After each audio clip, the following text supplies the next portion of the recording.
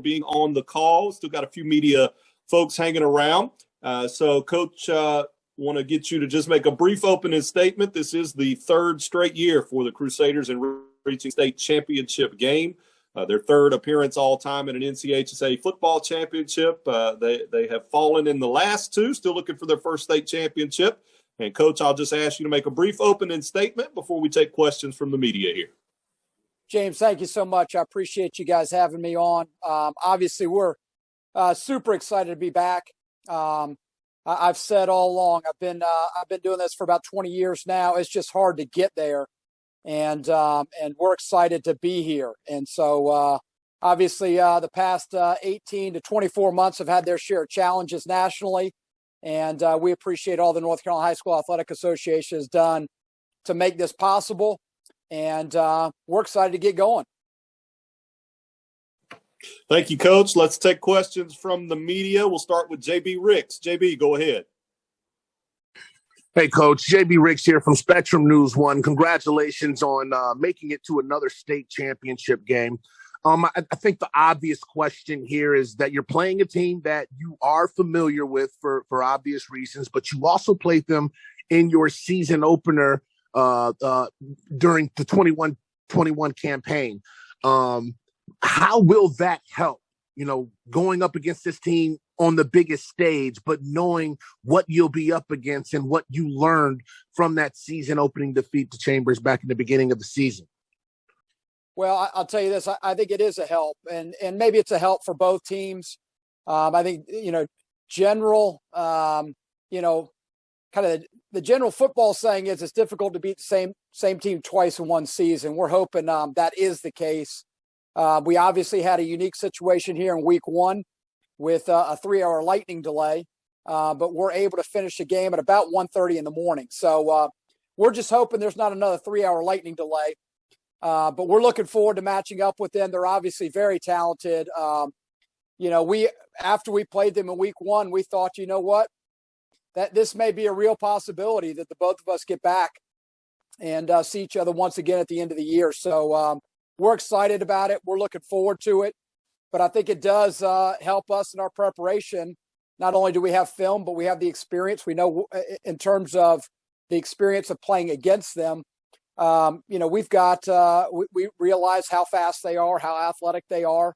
And, we're gonna try and minimize the mistakes on our side and maximize the opportunities we have schematically. And if I could follow that question up real quick, how has your team grown in all areas of football, on and off the field, since that week one defeat to Chambers to where you guys are right now as regional champions once again?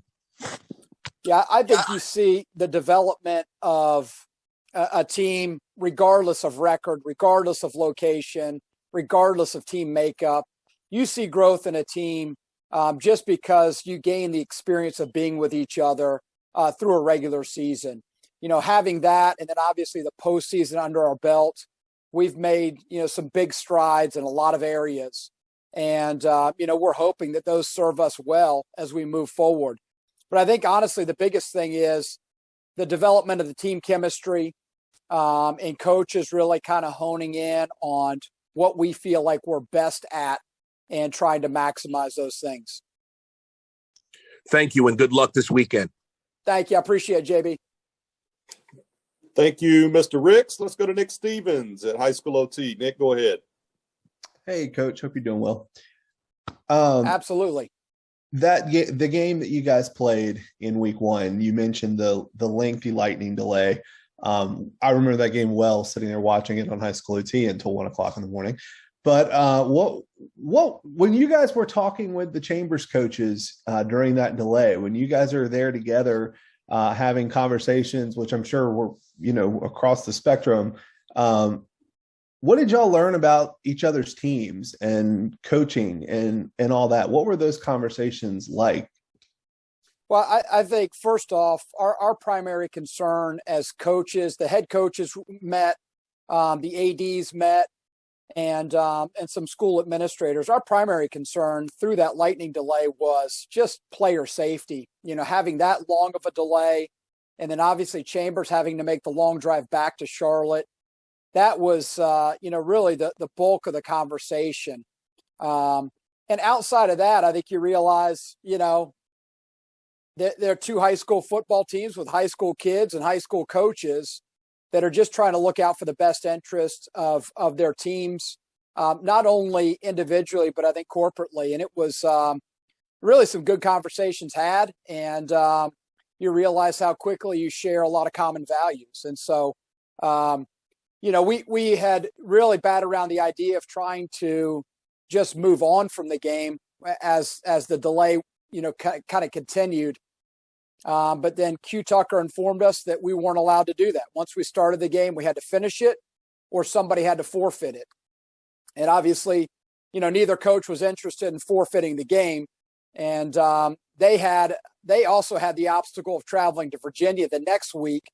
So the idea of, them coming back on Monday, making that long trek again, we kind of threw out the window, and we just said, listen, we'll endure the lightning delay and we'll get going whenever the athletic trainers say we're good to go. If I could just ask one more quick thing, you guys will open the season next year with Chambers as well, correct? I believe that is the case. Yeah, I don't have confirmation yet on that, but okay. I think that is the plan. So you could be, you will, if it happens, you will be opening the season with a rematch of the state championship game. I know you got to get through this weekend first, but that's a pretty cool thing to look forward to in the offseason. No doubt about it. So, we felt like, finding some teams like Chambers was going to serve us well. And, we were glad we were able to work that out with them and a few other teams, outside of our immediate area. And I think it's really helped us, especially as we've gotten into the postseason. Thanks, Coach. Thank you, Nick. All right. Thank you, Nick. We'll now go to Todd Gibson, CBS 17 over in Raleigh. Gibby, go ahead. Hey, Steven, appreciate you taking the time. Last year in the state finals, Connor, as a sophomore quarterback, he had a tough game. Obviously, he had a tough game. And it's never – and I noticed how during the game and after the game, how his teammates loved him up, and they were right there supporting him. Now he's back in the finals as a junior quarterback. It's never a given that you're going to get back to this situation. How relieved is he, do you think, to get another chance to get that taste out of his mouth and play in the state finals once again? Yeah, I think it's a good question, Todd. I appreciate you bringing it up. I don't know if it's so much relief, to be honest with you, as it is excitement. We tell our kids each year, if we're able to get to this, it's rare. And I know we've been able to get here the past 3 years, but our school's existed for 113 years, and we had never been prior to 2019. And so I think our kids realize, that it is a special opportunity. And I think it's probably less stress, it is more excitement than anything. And he absolutely has a chance, to kind of bounce back after that spring 2021. And, I think he's excited about the opportunity that's in front of him. And we're looking forward to getting out there. Coach, one quick question to follow up. What is your mode of transportation to the finals? That's a great question. How will you be getting to the finals? Yeah, our mode of transportation is going to be our 2 feet. We're gonna walk across the street and walk up to the stadium. So I don't know, probably somebody in the know more than I do in the media world probably would have a good idea. I'm not sure how many times in the history of high school football across the country has a team walked across the street to play in a state championship at a college venue. So our mode of transportation is going to be our 2 feet. We're looking forward to it. Make sure you look both ways before crossing the street there, Steven. We will. Yeah, Edwards Mills is a little busy road, so you definitely want to be careful crossing. So, Gene Galen, go ahead.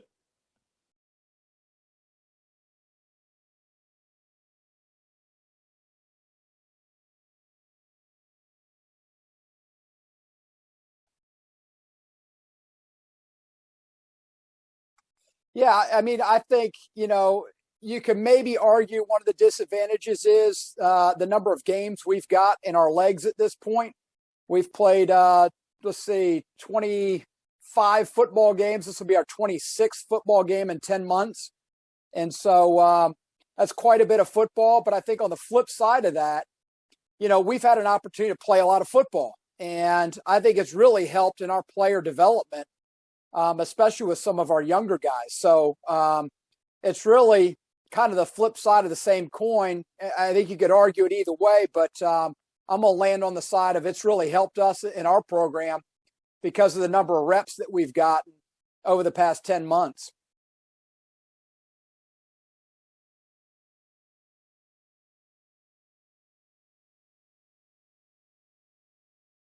I think, really across the board, because we generally have a pretty good mix of juniors and seniors with a handful of sophomores that are with us throughout the year at the varsity level. And I think across the board, it's been helpful. But I think especially so for those guys that maybe weren't full-time starters for the kind of quote-unquote 2020 season that occurred in the spring. I think it's probably been most beneficial to them because they got some reps at least in the spring, and that really served as a nice warm-up as we worked into the summertime, got back in the weight room, started doing 7-on-7 again, and it felt a little bit more like a normal summer. But I think those reps in the spring really helped our guys as we transitioned into the fall. Yep. All right, maybe one more question. Kyle Morton, high school OT. Go ahead. Steven, a few years ago, a different team, different players and all that, but in 2019, you had an opportunity to end Wake Forest's 40-plus game winning streak, and you pulled that off. This year, you have a chance to end Chambers' streak of 2 state championships. Just when you're dealing with a team that has so much confidence and so much know-how and experience like Wake Forest did then and Chambers does now, what do you kind of try to do to prepare the team mentally to take a team that's just on another level, both physically and mentally and emotionally like that? Yeah, that's a good question, Kyle. In my opinion, it's not so much about the opponent, it is about us and the process that we go through in preparing each week. Our staff and our players do a great job of really paying attention to detail, working hard throughout the week, and then leaving the result of the game itself kind of in the hands of our preparation. And so I don't know that it alters anything. I think going into, that 2019 season playing Wake Forest in week 1, it was, the emphasis was on let's be as prepared as possible and then give us 4 quarters of football and the result will take care of itself. And so, our thing around here is listen, take care of the little things and the big things will take care of themselves. And that's our approach this week. And it's been our approach really since I've been here.